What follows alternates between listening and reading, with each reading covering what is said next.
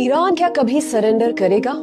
History तो ये कहती है नो, नेवर। ईरान का अभी तक बिलियंस में डैमेज हो चुका है, इसका नियरली आधा सिस्टम डिस्ट्रॉय हो चुका है, लेकिन फिर भी they are giving toughest fight to power nations like US and Israel. आखिर ऐसा है क्या ईरान के पास, और अभी इनकी कितनी पावर बची है इस वॉर को आगे लड़ते रहने के लिए? Complete story in 3 minutes in this episode. Iran built for war, built to survive. This is Games of Geopolitics. मैं हूँ परागी। ईरान की वॉर को सरवाइव करने की ताकत 1980 से 1988 तक चली ईरान इराक वॉर से ही समझ जाना चाहिए। 8 साल चली इस लड़ाई में, जिसमें 5 लाख से ज्यादा कैजुअलिटीज ऑफिशियली रिपोर्टेड है, तब भी ईरान ने सरेंडर नहीं किया था। उसके बाद 1990s ऑनवर्ड ईरान ने ये तय कर लिया कि वो किसी भी तरह से वॉर के लिए हमेशा तैयार रहेगा। एंड बिलीव मी, उसके बाद 30 सालों तक Iran built one of the largest missile programs in the world. सीधे आते हैं अब 2026 में। अब तक इनकी ताकत वॉर ऑफ कोर्स शुरू होने के पहले तक 2500 से 3000 बैलिस्टिक मिसाइल स्टॉक पाइल रखी थी।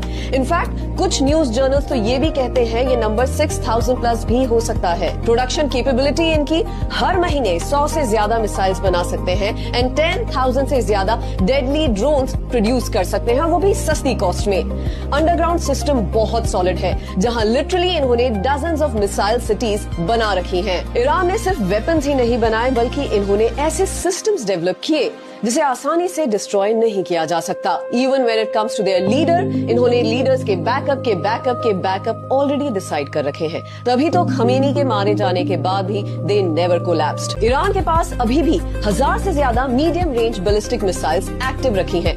पॉसिबली 1000 से ज्यादा रिट्रीव कर सकते हैं ये अंडरग्राउंड से। शुरू से अगर आप नोटिस करो तो ईरान का इस वॉर में हमेशा से काफी स्मार्ट मूव रहा है।